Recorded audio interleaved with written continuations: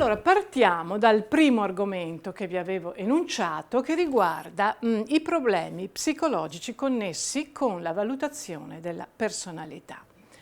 Premetto che questo corso non prevede una conoscenza psicologica specialistica, ma solo un grande interesse per la materia. Però è chiaro che alcuni concetti psicologici vengono introdotti e spiegati via via che si svolgono le lezioni, ed ogni tanto viene anche fornita un'indicazione bibliografica se uno vuole approfondire qualche problematica. Però senza alcun dubbio è necessario un interesse per la psicologia.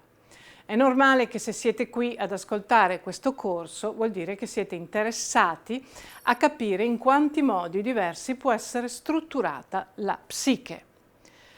E in qualche modo siete consapevoli che l'errore più grande che noi facciamo è di presumere che gli altri siano fatti come noi, pensino come noi, sentano le cose che sentiamo noi e agiscano in base alle nostre stesse motivazioni. Per cui ogni volta che la realtà smentisce questo presupposto inconsapevole, restiamo sconcertati.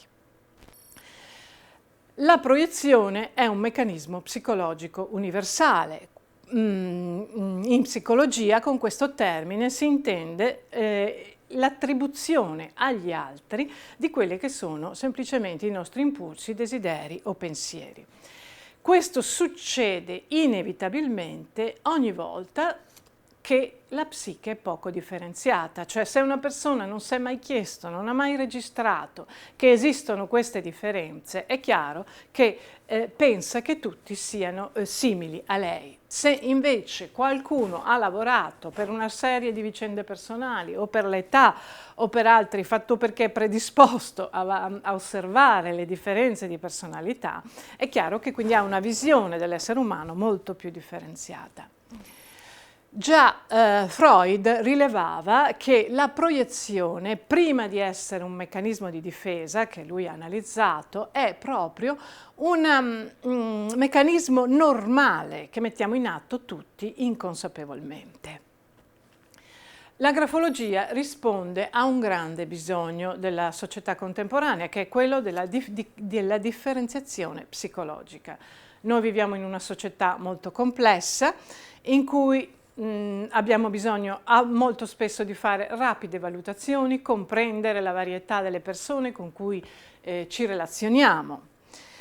E questo non è facile e le cause sono molteplici. Prima di tutto che le differenze psichiche non sono visibili, cioè provengono dall'interno e agiscono sul comportamento. Però uno lo deduce, osserva il comportamento e deduce, ma c'è anche la complicazione dovuta al fatto che comportamenti simili possono rispondere a motivazioni diverse o motivazioni diverse possono esprimersi tramite comportamenti simili. Una grossa difficoltà di questa epoca è anche dovuta al fatto che noi viviamo in società sempre più multiculturali, ci si incontra provenienti da culture diverse, religioni diverse, continenti diversi.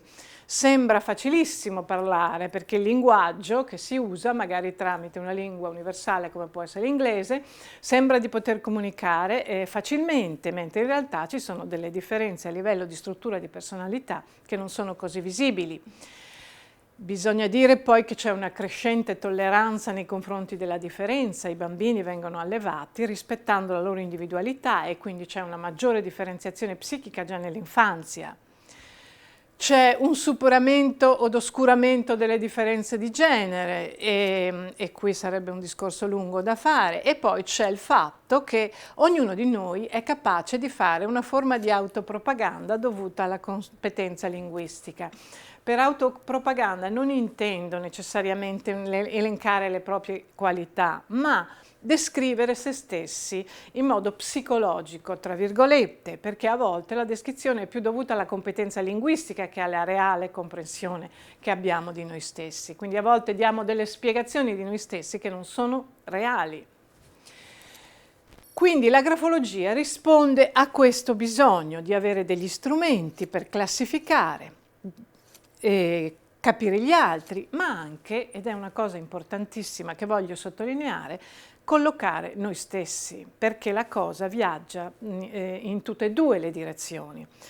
Non ha senso che io conosca veramente me stessa in tutti i particolari o che consegna a una persona un'analisi grafologica dettagliata in tutti i suoi particolari di personalità, se contemporaneamente non costruisco un'immagine di me, di quello che ho in comune con gli altri e di diverso dagli altri. Cioè solo questo crea comunicazione reale. Io capisco tutto quello che ho di uguale a un altro e tutto quello che mi differenzia.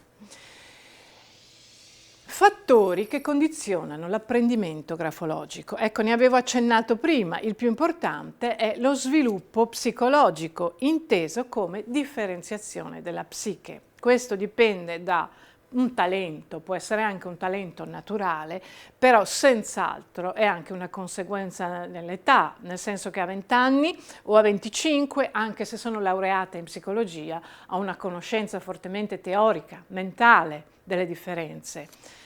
Mentre per la comprensione psicologica è necessario passare da un livello solo mentale a praticamente una componente anche emotiva, emozionale. Io devo proprio entrare dentro l'altra persona. Come diceva Jung, riferendosi all'interpretazione dei sogni, questo sviluppo di comprensione è graduale. Non posso fare il passo più lungo della gamba, cioè se io non ho sviluppato adeguatamente questa capacità non è che posso avere l'illuminazione improvvisa di come sono fatti gli altri, è una crescita graduale della psiche.